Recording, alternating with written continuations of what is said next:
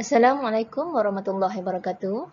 Kita bertemu semula dengan tajuk yang baru pada hari ini, tajuk Al-Quran, Indahnya Tajwid. Objektif pembelajaran kita hari ini, yang pertama menyatakan hukum membaca Al-Quran, yang kedua menerangkan makhraj, yang ketiga menyebut makhraj huruf dengan betul, dan yang keempat menerangkan isti'azah dan basmalah. Seterusnya, menerangkan tentang alif lam syamsiah dan alif lam qamariyah. Seterusnya, menerangkan hukum wajibul gunnah dan yang terakhir sekali, menerangkan maksud fawatih as-suwar. Hukum membaca ataupun hukum belajar tajwid, hukumnya fardu ain, fardu yang dituntut ke atas semua umat Islam, individu Muslim.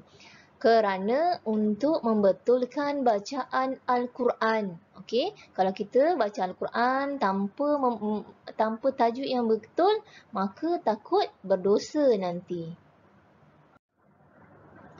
Okey, pembahagian makhraj huruf. Terdapat 5 makhraj huruf dalam hukum tajwid. Yang pertama, khayshum. Khayshum. Yang kedua, asy-syafatain. Yang ketiga, al-lisan. Yang keempat, al-jawf. Dan yang kelima, al-khalqu. Jadi kena ingat dah ya.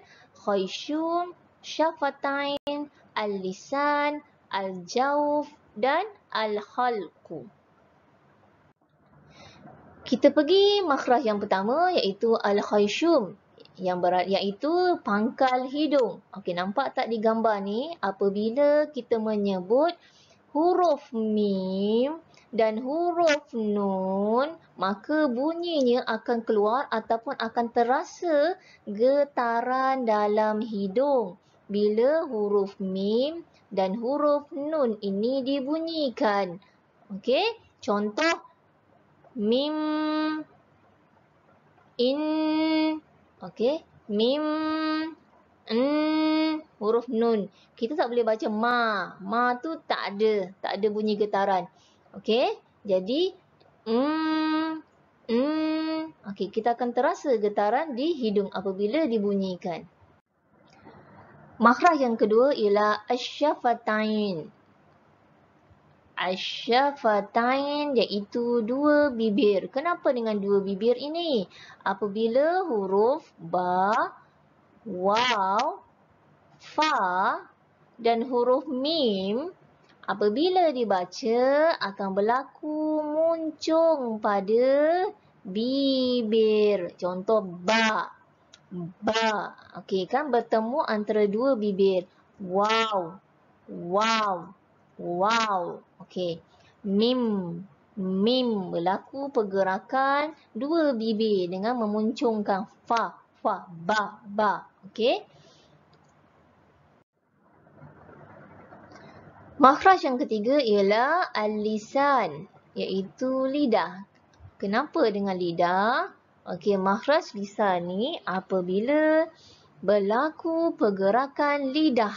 Okey, gerak-gerak lidah dalam menyebut huruf-huruf berikut. Ada berapa? Ada 18. 18 huruf untuk makhraj lisan ni. Okey, apakah huruf-huruf tersebut? Yang pertama, ra, nun, lam, ta, dal, zo, to, minta maaf, ta, zal, zo, sin, zal,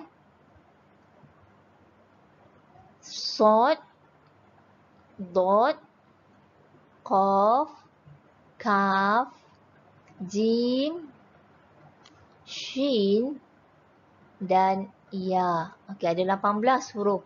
1, 2, 3, 4, 5, 6, 7, 8, 9, 10, 11, 12, 13, 14, 15, 16, 17, 18. Okey, ada 18 huruf bagi makhraj lisan ni. Apabila kita sebut je huruf-huruf ni, akan berlaku pergerakan lidah. Okey, lidah. Makhraj yang keempat ialah al-jauf, iaitu rongga. Pun sama. Kenapa dengan rongga ni? Apa kena-mengena dengan rongga? Okey, huruf apabila dibunyikan berlaku pembukaan rongga mulut. Maksudnya ada ruang dalam mulut tu apabila kita menyebut huruf. Apakah huruf-huruf tersebut? Ini. Dengan membariskan a. Ada buka mulut kan? Ada ruang kan? Okey. Ya. I. Okey. Ya. U. Okey. Ada ruang dalam mulut. Itu dinamakan makhraj jaufi. Jauf. Rongga. Okey. Kita beralih kepada isti'azah dan basmalah. Okey.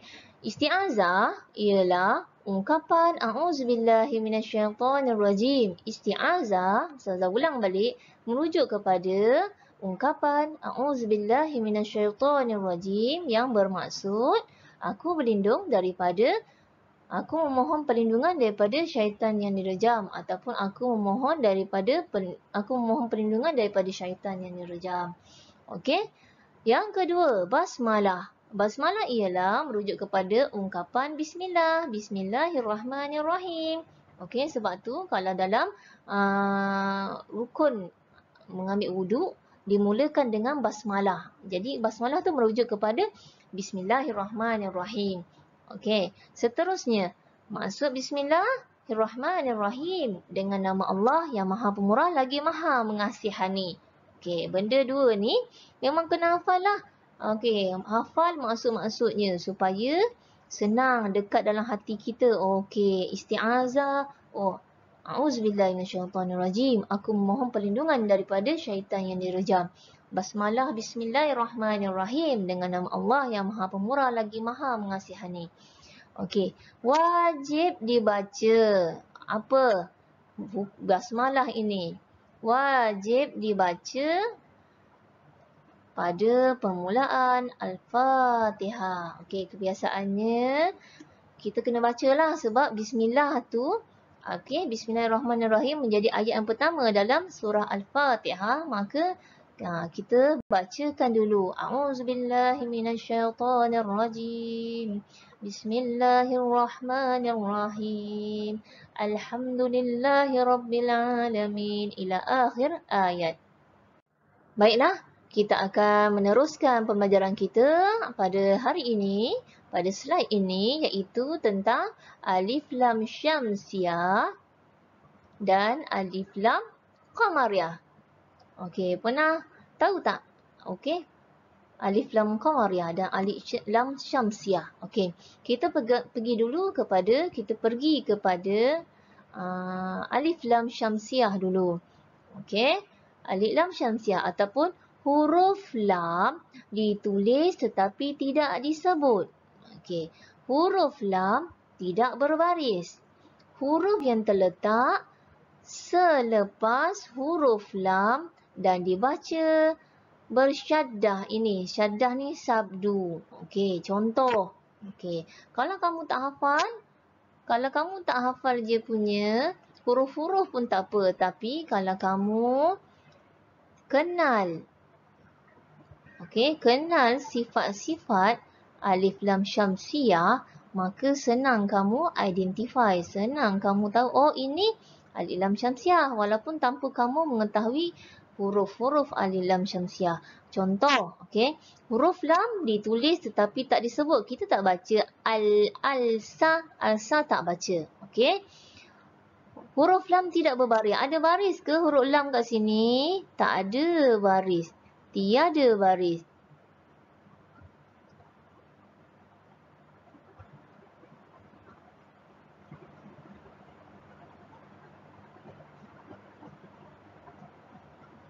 Tak ada pembaris. Okey.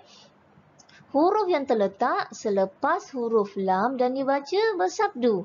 Jadi ni, huruf selepas lam jadi dibaca bersabdu. Jadi kena baca as-saqib, an-najmu, at-tariq.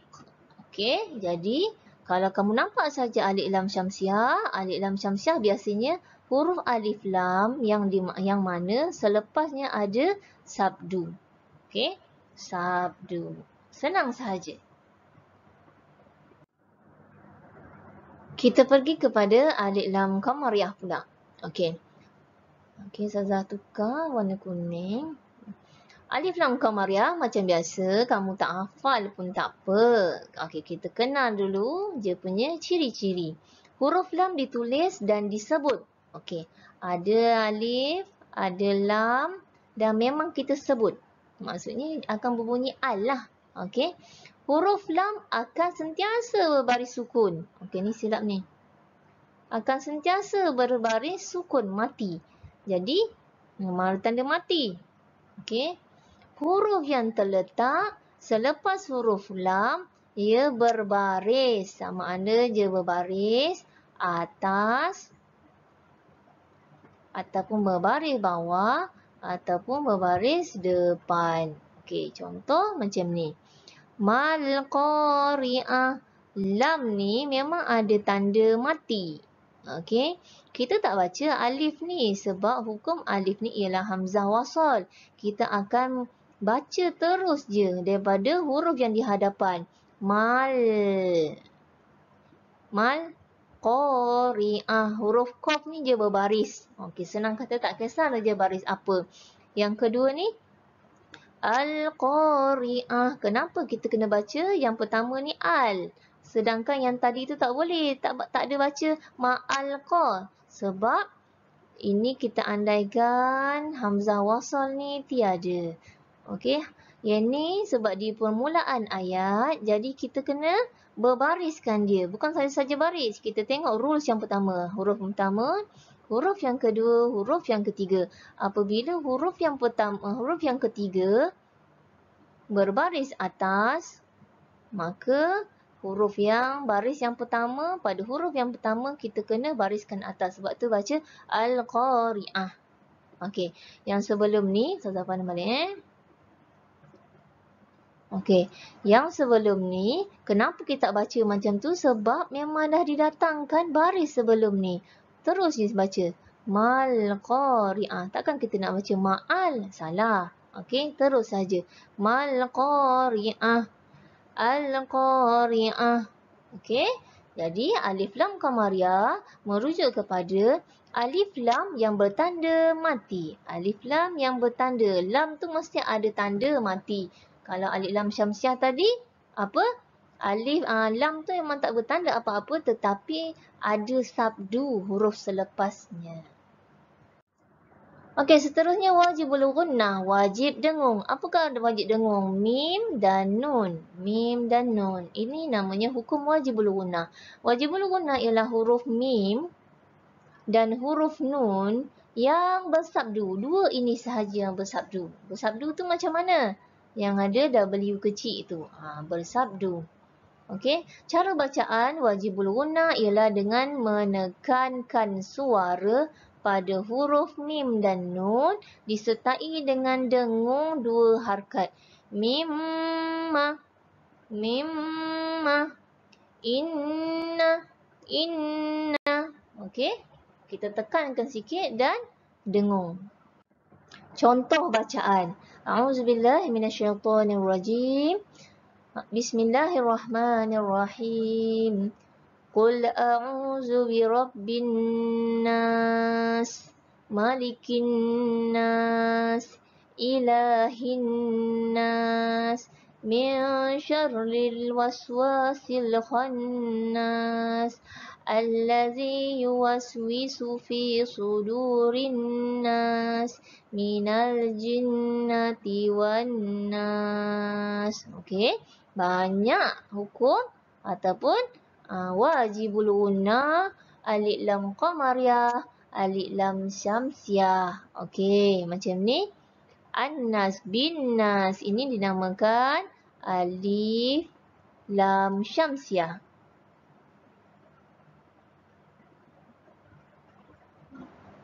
Syamsiah. An-nas, nampak tak nun di sini? Jadi dinamakan wajibul gunnah. Wajibul. Okey, malikin nas, kinnas, malikin nas, alif lam syamsiah dan nun ni wajibul gunnah. Ilahin nas. Okey, sama juga. Okey, itu semua merujuk kepada hukum alif lam qamariyah, alif lam syamsiah dan wajibul gunnah. Okey, kita meneruskan tajuk dengan fawatihus sur ataupun fawatih as-sur. Fawatih as-suar.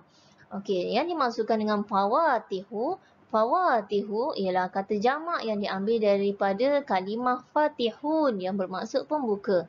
Okey, pembuka. Fataha. Fataha tu buka. Fatihun pembuka. As-suar. As-suar ialah kata jamak. Orang kata plural lah, senang kata. Okey, kata plural ataupun jamak yang berasal daripada kalimah suratun. Suratun yang dimaksudkan dengan himpunan ayat Al-Quran dengan nama-nama tertentu. Okey, apabila kita gabungkan fawatihus suwar, ia bermaksud huruf-huruf hijaiyah yang terletak di permulaan sebahagian daripada surah-surah Al-Quran. Okey, yang pendek-pendek lah. Auzubillahiminasyaitanirrajim. Alif lam mim nun yasin. Okey, itu dinamakan fawatihus suwar. Okey, fawatih as-suwar juga dikenali dengan huruf al-muqatta'ah. Al-muqatta'ah iaitu huruf yang potong. Okey. Terdapat pada 29 surah. Okey, ada 29 surah yang menggunakan 14 huruf. Okey. Jadi, bila kita jumpa saja, kita kena baca mengikut cara bacaan yang sebenar. Ada 3 jenis bacaan ataupun terdapat 3 bacaan fawatih as-suwar. Okey, cara bacaan yang pertama dibaca tanpa mad atau tidak dipanjangkan. Dibaca tanpa mad atau tidak dipanjangkan. Okey, contoh huruf je alif. Biasanya kalau kita sebut saja huruf mad, alif waw ya, kita akan sekurang-kurangnya 2 harakat. Tetapi cara bacaan yang pertama apabila ada je alif, tak payah baca panjang. Maksudnya tiada hukum mad. Okey. Yang kedua, cara bacaan yang kedua dibaca panjang 2 harakat. Okey, contohnya ha, ya, to, ha, ro. Okey, huruf-huruf je ha, ya, to, ha, ro. Dibaca 2 harakat sebab ada alif. Okey. Yang pertama tadi dibaca tak panjang. Yang kedua dibaca dengan kadar 2 harakat. Okey, yang ketiga dibaca panjang 6 harakat, panjang sikit. Okey, huruf je nun, qaf, sad. Okey, Ustazah baca tak panjang sangat lah. Kalau nak panjang, kita menggerakkan jari-jari kita. Nun, qaf, sad, ain, sin, lam, kaf, mim. Okey, kita gerakkan jari kita. Okey, sampai 6, maksudnya itulah 6 harakat. Okey, kita panjangkan 6 harakat. Okey, contoh bacaan. Biasa kita akan nampak alif lam mim kan. Kita tak baca alam. Salah. Okey, kita nampak je kita dah boleh baca. Okey, sebab potongan-potongan alif. Tak boleh baca. Tak boleh baca panjang. Dah cakap tiada harakat. Okey. Alif. Lam. Mim. Sebab kat sini lam. Alif. Mim. Okey. Okey. Kat sini dah. Okey. Kat sini kita kena baca 6 harakat. Lam, mim. 2 harakat. Alif, lam. Alif, lam, mim. Okey, macam itulah. Mim ni memang kena baca 6 harakat. Okey. Okay, jadi itu saja pembelajaran kita hari ini tentang hukum tajwid. Okey, Ustazah harap kita akan dapat membudayakan ataupun kita akan dapat mengamalkan bacaan yang betul dalam membaca uh, Al-Quran. Sebab lughatul Quran, lughatul jannah. Kalau kita cakap tak betul, orang tak faham. Sama juga kalau kita ngaji tak betul, maksud pun salah, pun dapat dosa, tak sampai maksud. Okey, jadi itu saja pembelajaran kita pada hari ini. Assalamualaikum warahmatullahi wabarakatuh.